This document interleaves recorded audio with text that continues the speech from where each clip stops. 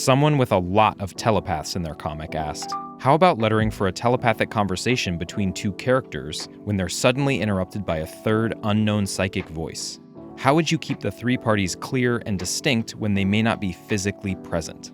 This is such a fun question. Luckily, in our last video about telepathy, we created a bunch of different styles for telepathy bubbles. As long as they float with no tail, you can make them look pretty much however you want. But I do personally prefer these old school cat whisker style bubbles. The extra decorations somehow feel like the perfect representation of a mental transmission. Then it's just a matter of building out our psychic conversation with the two styles, floating the bubbles in sequence, and writing their dialogue. And when it's time for the third voice to interrupt, we'll use a new, distinct style.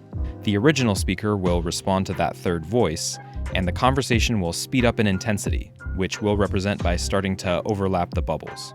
Now, once you see this red bubble, it does make the other two styles feel less distinct from each other. So if you want to differentiate them further, some people might recommend changing one character's font. Now, I'll be honest, I don't always love mixing fonts when there's already this much going on, because it can add to a sense of clutter in a tight panel. But I do like color and design as a solution. So I'll go in and add some tasteful embellishments, like a blue outer ring with a subtle white stroke. And then we can go back and change the font to match the other bubbles, which does help create a sense of design unity, despite how much we've differentiated the three speakers.